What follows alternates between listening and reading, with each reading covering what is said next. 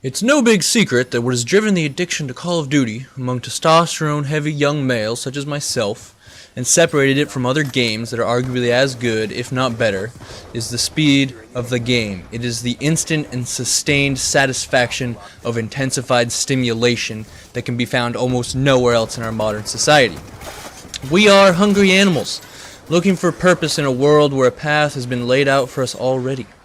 A world where the hunter-gatherer is effectively useless, where even real combat has become something closer to a video game, where suddenly the biological instincts we were born with can make no sense of a safe world where sustenance is provided readily.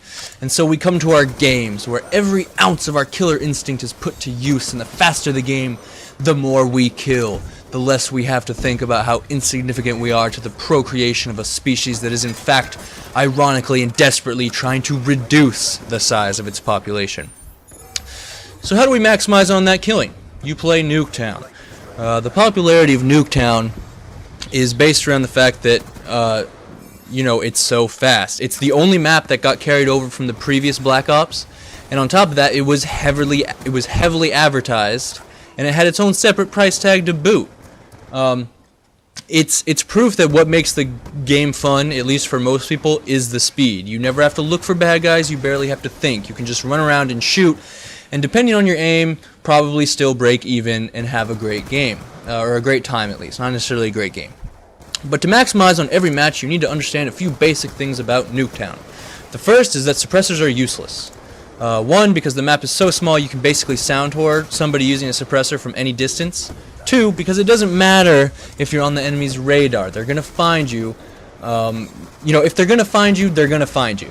The map is so small that it doesn't really matter. And once you kill someone, they will be looking for that revenge kill. And if you kill multiple people, if you intend on going on a score streak, which is really what suppressors are about, they're all going to know exactly where you are, because it's not like there's that many places to hide.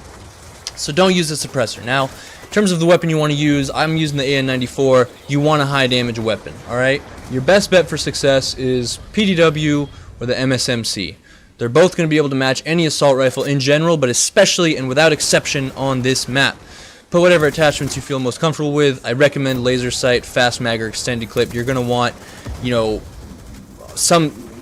are the attachments that are going to help you the most because it's so close quarters. You're going to have to be doing a lot of hip firing, and you're going to have to be doing a lot of reloading. Or, not that you're going to have to be doing a lot of reloading, but when you do reload, you want to do it quick, because, it's going to be very fast-paced. Now, when it comes to positioning, do what I'm doing. The middle of the map is the most strategic area to hold. It is where you can serve your team and your stats to maximum efficiency. But keep in mind, I said most strategic. I did not say the safest. Obviously, hiding in one of the houses is going to be safer. But you can't do much from that position, and sticking your head out that second-story window is going to be 10 times more dangerous than just duking it out in the middle, because, look, they can shoot through those walls, alright? They are very easily penetrable. You're not going to be able to, duck behind cover. You will get taken out if somebody tries to take you out. Now, once you're in the middle, your technique depends on what game type you're playing. In a game like Domination, do what I'm doing right here. This is textbook Nuketown Domination play. The strategy, that I've used since Black Ops 1 Nuketown, and one that never really fails me. You see I spent a lot of time clipping the car on display over to the side. Great place to clip and basically cut off an entire section of the enemy's path to the middle ground. It does appear as a head glitch to the bad guys, and they're going to have to they're going to have a hard time taking you out, especially because you can just go prone, right? And then if you have Flak Jacket, which you should have, they're not going to be able to get you unless they walk all the way up to the car, which is going to be pretty hard because chances are they'll get taken out by one of your teammates, considering how small the map is. And if you've been holding off properly, your team should already be pushed up, making it that much harder for them to come directly to the car that killed you. The car that looks like it's on display, like a model car off to the side. It is on the opposite side of where the B flag is. That's the car I'm talking about. You see me glitching it a lot.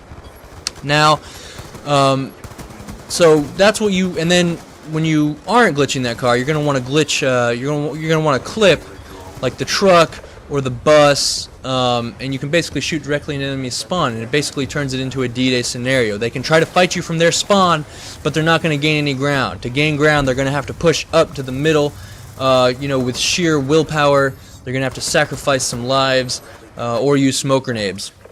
But they're not going to be able to fight you and you know, cover ground at the same time without making a desperate sprint for the middle and gaining some sort of cover right off the bat. You know, otherwise they'll just die before they get there.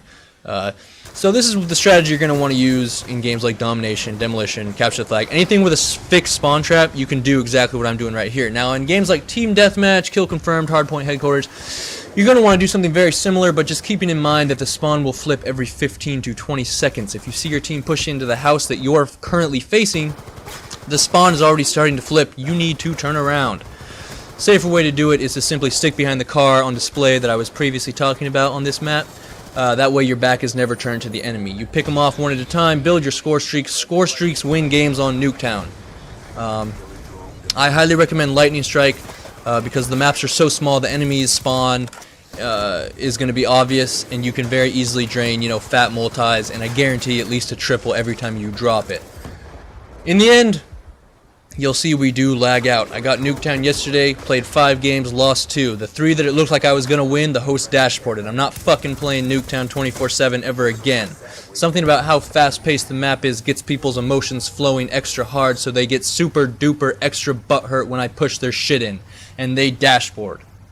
How about a thumbs up for camping in the most fast-paced Call of Duty map in history? This is Batman, signing out.